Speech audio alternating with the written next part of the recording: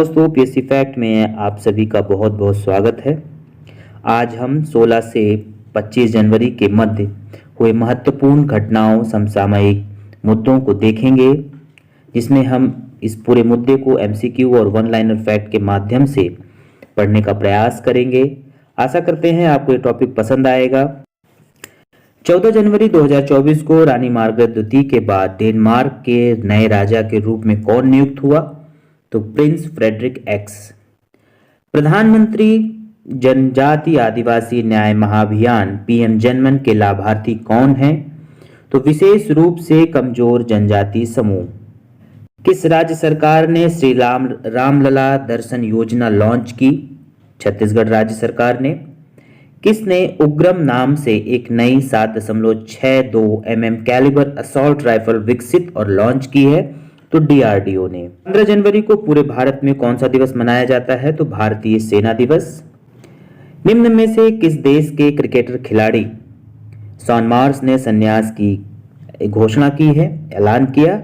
तो Shaun Marsh Australia से संबंधित हैं। ऑपरेशन सर्वशक्ति का संबंध किससे है? तो ऑपरेशन सर्वशक्ति का संबंध आतंकवाद निरोध के लिए है। World association for zoos and aquarium वाजा के अनुसार विश्व में सबसे अधिक हिम तेंदुआ किस चिड़ियाघर में संरक्षित हैं? तो दार्जिलिंग चिड़ियाघर में। विश्व आर्थिक मंच की 54वीं वार्षिक बैठक कहां हो रही है? तो दावोस स्विट्जरलैंड में। विश्व आर्थिक मंच की 54वीं वार्षिक बैठक का विषय क्या होगा? तो विश्वास का पुनर्निर्माण। इंडिया पोस्ट पेमेंट बैंक ने हाल ही में कितने करोड़ ग्राहकों तक पहुंचने की उपलब्धि प्राप्त की? 8 करोड़ ग्राहकों तक इसने अपनी पहुंच बनाई है।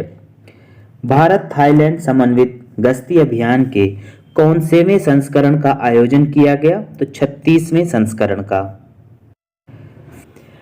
किसने ट्रेडिंग अकाउंट को फ्रीज करने की सुविधा देने की घोषणा की है? सेबी ने। 16 जनवरी को पूरे भारत देश में कौन सा दिवस मनाया जाता है? तो भारत में राष्ट्रीय स्टार्टअप दिवस 16 जनवरी को राष्ट्रीय स्टार्टअप दिवस के रूप में मनाया जाता है। नीति आयोग के अनुसार पिछले 9 वर्ष में भारत में गरीबी दर में कितने गिरावट दर्ज की गई? तो 29% से लगभग 11% तक। जो गिरावट आई है इन 9 वर्षों में 29% से लगभग 11% तक गिरावट दर्ज की गई है। वर्तमान में भारत में नीति आयोग के मुख्य कार्यकारी अधिकारी सीईओ के रूप में कौन कार्यरत हैं? तो बीवीआर सुब्रमण्यम। विकसित भारत संकल्प यात्रा का प्राथमिक उद्देश्य क्या है? विकसित भारत संकल्प यात्रा, तो इसका मुख्य उद्देश्य जागरूकता पैदा करना और विकास एवं कल्याणकारी योजनाओं में जनता की भागीदारी सुनिश्चित करना। ईरान और पाकिस्तान के बीच हालिया तनाव का मुख्य कारण सीमा विवाद रहा। 12वीं सदी का श्री जगन्नाथ मंदिर किस शहर और राज्य में स्थित है? तो यह पुरी में उड़ीसा राज्य में स्थित है। जनवरी 2024 में विंग्स इंडिया 2024 कार्यक्रम कहां आयोजित हुआ? बेगमपेट हवाई अड्डा, हैदराबाद। 9वां पक्के पागा हॉर्नबिल फेस्टिवल हाल ही में किस राज्य में आयोजित किया गया? तो अरुणाचल प्रदेश में।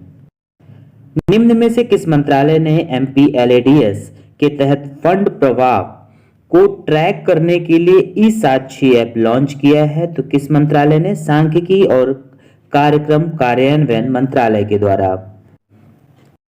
किस राज्य सरकार ने पूर्व मुख्य न्यायाधीश रंजन गोगोई को असम वैभव पुरस्कार से सम्मानित किया है? तो असम सरकार ने।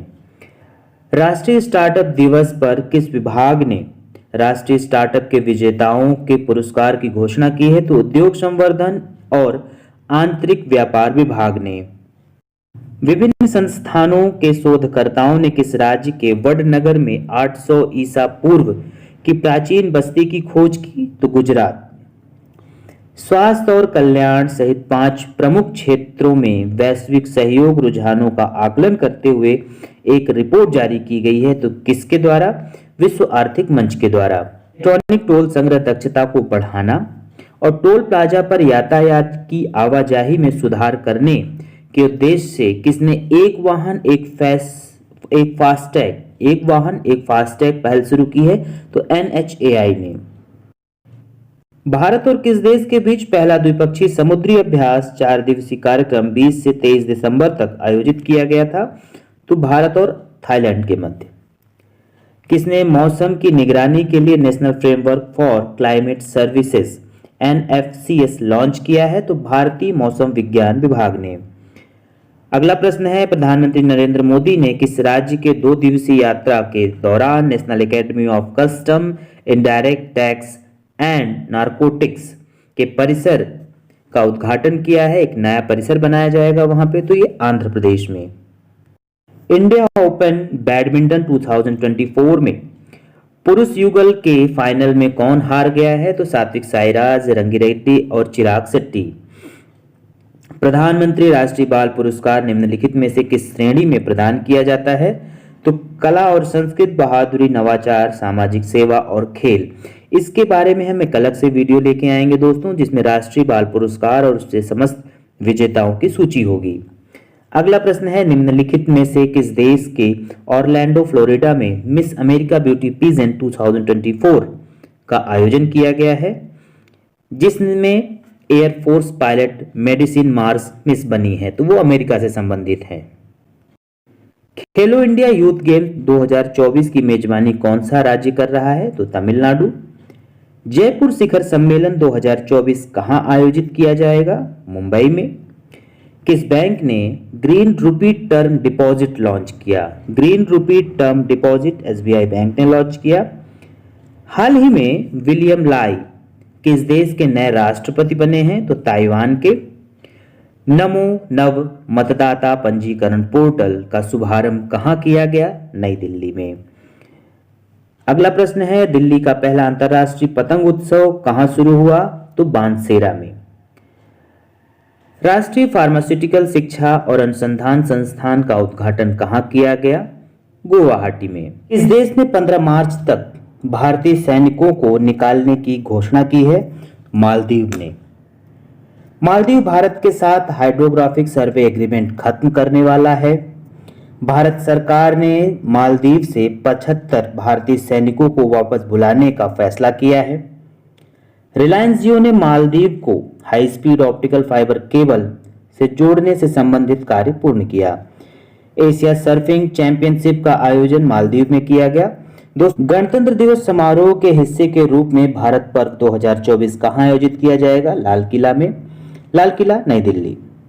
नए दिशा निर्देशों के अनुसार कोचिंग सेंटरों में नामांकन के लिए छात्रों की न्यूनतम आयु 16 वर्ष।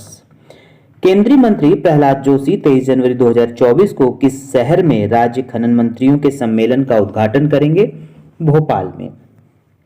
श्री नितिन गडकरी ने किस राज्य में NH-73 के मंगलौर, मुदंगेर, तुमकुर खंड के विस्तार के लिए 343.74 करोड़ रुपए की राशि स्वीकृत की है? तो कर्नाटक के लिए।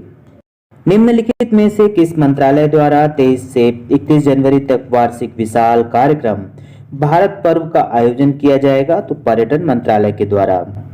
हमारा अगला प्रश्न है, ग्लोबल फायर पावर के द्वारा जारी विश्व के देशों में की मिलिट्री ताकतों में भारत को कौन सा स्थान प्राप्त है? चौथा। राज्य में कोक बोरोक भाषा को बढ़ावा देने के लिए कोक बोरोक दिवस मनाया गया? तो त्रिपुरा में। 63वें सेंट्रल जियोलॉजिकल प्रोग्रामिंग बोर्ड की बैठक 22 जनवरी 2024 को किस शहर में आयोजित की गई? भोपाल में। भारतीय और जापानी तटरक्षकों द्वारा आयोजित संयुक्त अभ्यास का क्या नाम दिया गया? तो सहयोग काइजिन। अयोध्या भारत और किस देश की नौसेना के बीच आयोजित किया जाता है? भारत और थाईलैंड के मध्य। भारत ने लिथियम की खोज और खनन के लिए किस देश के साथ करार किया? तो अर्जेंटीना के साथ। किस वर्ष या वर्ष 2024 में ब्रिक्स के सदस्य देशों की संख्या 5 से बढ़कर 10 हो चुकी है? भारत और मालदीव के बीच उच्च स्तरीय कोर ग्रुप की पहली बैठक कहां संपन्न हुई? माले में। किस राज्य में दुर्लभ तिब्बती भूरे भालू पाए गए हैं? सिक्किम में। तो किस राज्य में दुर्लभ तिब्बती भूरे भालू पाए गए? सिक्किम में। सामान्य नागरिक संहिता को लागू करने वाला भारत का तीसरा राज्य असम बना। हाल ही में दूसरा अंतर्राष्ट्रीय आयुष सम्मेलन दुबई में संपन्न हुआ। मिशन 60,000 प्रारंभ करने की घोषणा किसने की है? तो हरियाणा राज्य ने। किसने भ्रामक पर्यावरणीय दावों को रोकने के लिए दिशा निर्देश पेश किए हैं, जिसे ग्रीन वॉशिंग के रूप में जाना जाता है? तो भारतीय विज्ञापन मानक परिषद ने। 2023 की आर्थिक गति को 2024 में बनाए रखने के लिए तैयारी की गई। State of the economic report किसने जारी की है? आरबीआई ने। अमेरिकी बिजनेस मैगजीन फोर्ब्स के मुताबिक गोल्ड रिजर्व के मामले में भारत कौन से स्थान पर है? तो 9वें स्थान पर।